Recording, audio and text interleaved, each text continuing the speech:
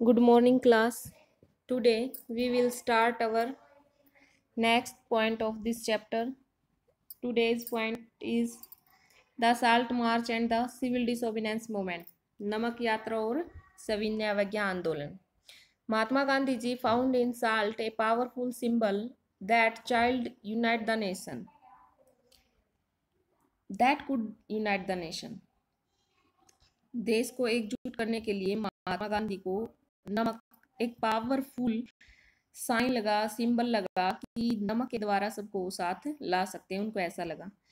On 31 जनवरी 1930, 31 जनवरी 1930 को ही sent a letter to viceroy Irwin stating 11 demands.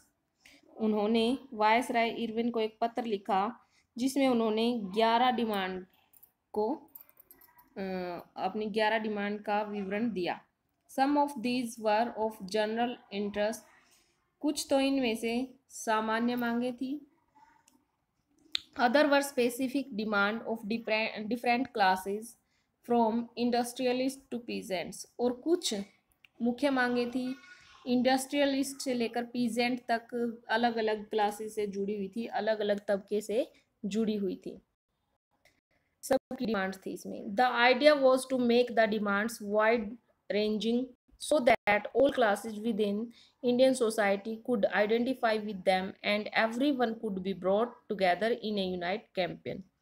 इन मांगों के जरिए गांधी जी ने जो सभी अलग अलग क्लासेस को अपने साथ जोड़ लिया, अलग अलग लोगों को, जो अलग अलग तबके के लोग थे उनको अपने साथ जोड़ लिया ताकि सभी उनके अभियान में सम्मिलित हो सकें. The most steering of all was the demand to establish the salt tax. इनमें से सबसे महत्वपूर्ण जो मांग थी वो नमक कर को समाप्त करने की थी. जो साल्ट टैक्स था उसको समाप्त करने की थी. Salt was something consumed by the rich and the poor alike and it was one of the most essential items of food. नमक अमीर और गरीब दोनों के द्वारा यूज किया जाता था और क्या था, हमारे फूड का एक अभिन्न हिस्सा था. ये सबके लिए एसेंशियल था, आवश्यक था. The tax on salt and the government monopoly over its production. Mahatma Gandhi declared reveal the most oppressive face to British rule. नमक पर जो कर लगाया हुआ था और उसका जो उत्पादन था उस पर क्या था, गवर्नमेंट का अपना अधिकार था. महात्मा गांधी जी ने ब्रिटिश शासन का ये सबसे ओप्रेसिव, दमनकारी चेहरा बताया कि ये दमनकारी फेस है, एक दमनकारी नीति है, लोगों को ऐसा बताया. Mahatma Gandhi letters was in a way an ultimatum. Mahatma Gandhi का ये खत एक अल्टीमेटम की तरह भी था. If the demand were not fulfilled by 11 March, यदि 11 मार्च तक उनकी डिमांडें नहीं मानी गई तो क्या करेंगे वो, द लेटर नहीं मानी गई तो fulfilled by the 11 March, the letter stated the Congress would launch a civil disobedience campaign. तो जो कांग्रेस है वो सविनय अवज्ञा आंदोलन शुरू कर देगी. Irwin was unwilling to negotiate. Viceroy जो इरविन थे वो क्या थे, झुकने के लिए तैयार नहीं थे. So Mahatma Gandhi started his famous salt march accompanied by 78 of his trusted volunteers. इसलिए अपने 78 जो विश्वासी वॉलंटियर थे, जिनके ऊपर उनको विश्वास था महात्मा गांधी जी को, उनको साथ लेकर के उन्होंने क्या की, साल्ट मार्च शुरू कर दिया, नमक यात्रा शुरू कर दी. The march was over 24 miles. यह यात्रा कब खत्म हुई, 240 किलोमीटर दूर. कहाँ, टाउन ऑफ, जो गुजरात कोस्टल पर था, टाउन ऑफ डांडी. डांडी में ये खत्म हुई जा करके, गुजरात कोस्टल पर जो था उस जगह, साबरमती आश्रम में. The volunteers walked for 24 days about 10 millions a day. जो वॉलंटियर्स थे जो उनके साथ चल रहे थे वो लगभग 24 दिन तक हर रोज 10 मील का सफर तय करते थे. 1000 came to hear Mahatma Gandhi wherever he stopped, हजारों लोग उनको सुनने के लिए इकट्ठे हो जाते थे जहाँ भी वो रुकते थे। And he told them what he meant by Swaraj and urged them to peacefully defy the British। और गांधी जी जो भी ये सभाएं करते थे, इनमें स्वराज का जो मीनिंग था वो लोगों को डिफाइन करते थे।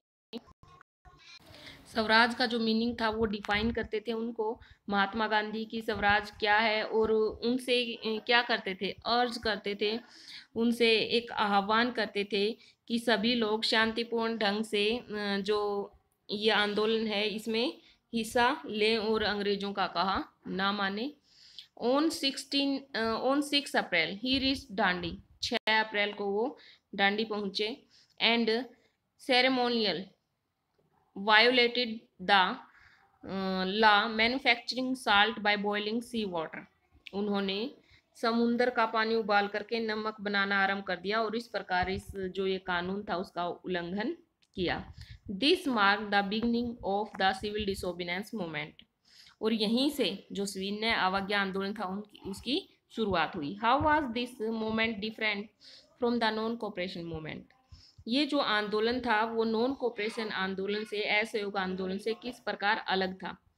People were now asked not only to refuse cooperation with the British, इस बार लोगों को केवल अंग्रेजों का सहयोग न करने के लिए as they had done in 1921 1922 but also to break colonial laws, अपितु जो कॉलोनियल लॉज थे, जो औपनिवेशिक कानून थे, उनका उल्लंघन करने के लिए भी बोला गया।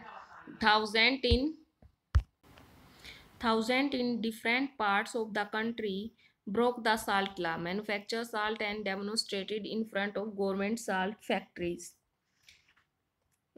देश के अलग अलग पार्ट्स में हजारों लोगों ने नमक कानून तोड़ा और जो गवर्नमेंट जो मैन्युफैक्चर थे, एक प्रकार की जो कारखाने थे, उनके सामने उन्होंने प्रदर्शन किया।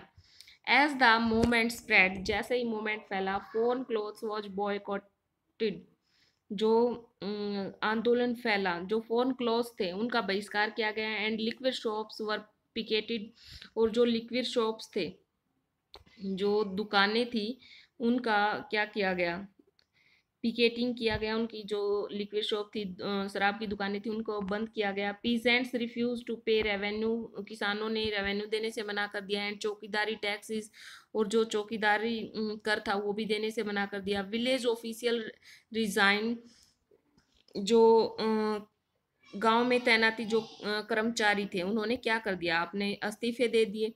And in many place forest people violated forest laws, और अधिकतर गांव में जो फॉरेस्ट में जो कानून बनाए गए थे, फॉरेस्ट कानून, उनका लोगों ने उल्लंघन किया। Going into reserve forest to collect wood and graze cattle, क्या किया, जो रिजर्व फॉरेस्ट थे उनमें से लकड़ियां इकट्ठी की और अपने कैटल्स को वहां चराने के लिए ले गए। Worried by the developments, the colonial government began arresting the Congress leaders one by one। जो हालात, जो घटनाएं हो रही थी, इनसे चिंतित होकर जो ब्रिटिश गवर्नमेंट थी, औपनिवेशिक जो सरकार थी, उन्होंने कांग्रेस जो लीडर्स थे उनको एक एक करके गिरफ्तार करना शुरू कर दिया। This led to violent clashes in many places, तो जो अनेक स्थान थे उन पर हिंसात्मक टकराव हो गया लोगों के बीच और ब्रिटिश अधिकारियों के बीच। When Abdul Ghaffar Khan, a devout disciple of Mahatma Gandhi, Abdul Ghaffar Khan क्या थे, महात्मा गांधी के समर्पित साथी थे। वॉज अरेस्टेड इन अप्रैल 1930, उनको भी अरेस्ट कर लिया गया 1930 में। Angry crowds demonstrated in the streets of Peshawar facing armoured cars and policing fires. Ghaffar Khan के गिरफ्तार करने के बाद क्या हुआ, जो भीड़ थी वो गाड़ियों वक्त बंद जो गाड़ियां थी एक प्रकार की, उनमें उनको भीड़ को बंद कर लिया गया। सशस्त्र उन्होंने हथियार उठा लिए और पुलिस की जो गोलियां थी उसका सामना करते हुए वो सारे स्ट्रीट्स में, गलियों में उतर आए। इन्होंने बताया भी है कहाँ गलियों में उतर आए, कहाँ की थी वो गलियां, पेशावर की गलियों में उतर आए। मैनी वर किल्ड, बहुत सारे मारे गए। A month later when Mahatma Gandhi himself was arrested, और महीने के बाद ही महात्मा गांधी को भी क्या कर लिया गया, अरेस्ट कर लिया गया। Industrial workers in Sholapur attacked police post, municipal buildings, law courts and railway stations. और क्या किया उसके बाद, जो इंडस्ट्रियल वर्कर्स थे, क्या थे, इंडस्ट्रियल वर्कर्स जो थे, उन्होंने अंग्रेजी शासन के जो प्रतीक थे, जैसे कि पुलिस चौकियां थी, नगर पालिका भवन थे, रेलवे स्टेशन थे, अदालतें थी, उन पर क्या कर दिया, अटैक कर दिया, हमला कर दिया। A frightened government responded with a policy of brutal repression, जो डरी हुई सरकार थी, ब्रिटिश लोग क्या थे, डर गए थे, इस कारण से उन्होंने लोगों को क्या कर दिया, ब्रूटल रिप्रेशन, बुरे दमनकारी नीति अपनाकर उस एक प्रकार की हिंसात्मक प्रवृत्ति को उनकी रोक दिया। Peaceful satyagrahis were attacked, women and children were beaten and about 100,000 people were arrested. क्या किया गया, जो पीसफुली, बड़े ही शांति ढंग से, जो शांतिपूर्ण ढंग से जो सत्याग्रही चल रहे थे, अपने आंदोलन कर रहे थे, उन पर हमले किए, बच्चों पर और औरतों को भी मारा पीटा, और लगभग 1 लाख लोगों को गिरफ्तार कर लिया। इन सच ए सिचुएशन, इस प्रकार की जो सिचुएशन थी, Mahatma Gandhi once again decided to call off the movement, Mahatma Gandhi ने एक बार दोबारा से मूवमेंट को, आंदोलन को वापस लेने के लिए सोचा, and entered into a pact with Irwin on 5 March 1931, और 5 मार्च 1931 को उन्होंने इरविन के साथ एक समझौते पर साइन किए। By this Gandhi Irwin pact, जिसको क्या बुलाया जाता है, गांधी इरविन पैक्ट बुलाया जाता है। Gandhiji consented to participate in a round table conference, round table in conference in London, and government agree to release the political prisoner.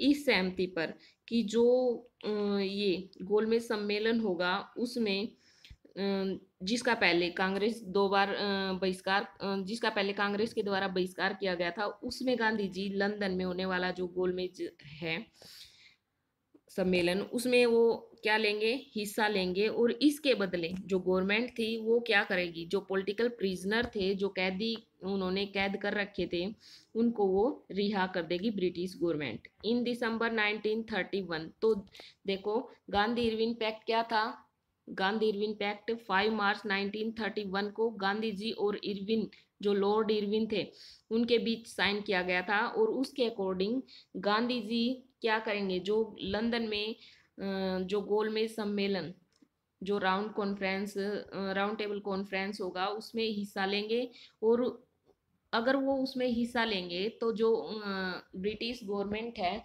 उसके बदले वो उन कैदियों को छोड़ देगी जो उन्होंने आंदोलन के दौरान कैद किए थे, जो पॉलिटिकल प्रिजनर थे, उनको छोड़ देगी। तो ये था Gandhi Irwin pact. In December 1931 Gandhi ji went to London for conference. 1931 दिसंबर 1931 में गांधी जी सम्मेलन के लिए कहाँ गए, लंदन गए। But the negotiation broke down and he return disappointed, परंतु जो ये वार्ता हो रही थी वो बीच में ही रुक गई, और उनको डिसअपॉइंट होकर के, निराश होकर के वापस लौटना पड़ा। Back in India he discovered that the government had begun in new cycle of repression. वापिस जब वो लौटे तो उन्होंने देखा कि जो गवर्नमेंट है उसने नए तरीके से लोगों का दमन करना शुरू कर दिया है। गफ्फार खान, अब्दुल गफ्फार खान थे जो, वो and Jawaharlal Nehru were both in jail, दोनों जेल में हैं। The Congress had been declared illegal, और जो कांग्रेस पार्टी है उसको क्या कर दिया गया, गैर कानूनी घोषित कर दिया गया है। And a series of measures had been imposed to prevent meetings, और सभाओं का और बहिष्कार और प्रदर्शनों जैसी जो गतिविधियां थी उनका क्या कर दिया गया, दमन कर दिया गया है, उनको रोक दिया गया है। With great apprehension Mahatma Gandhi relaunched the civil disobedience movement, इसलिए गांधी जी ने दोबारा से जो सविनय अवज्ञा आंदोलन था वो शुरू किया। For over a year the movement continued by 1934 it lost its momentum. ये कह रहे हैं कि 1 वर्ष तक तो वो चला लगभग, लेकिन 1934 में आते आते जो उसकी गति थी मोमेंट की, जो आंदोलन चल रहा था जिस गति से, उसकी गति क्या हो गई, धीमी पड़ गई। नेक्स्ट टॉपिक हम कल करेंगे। Thank you, have a nice day. आप साथ साथ अपने ऑप्शन टाइप क्वेश्चंस की तैयारी करते रहिएगा और अपने नोट्स भी तैयार करते रहिएगा। Thank you, have a nice day.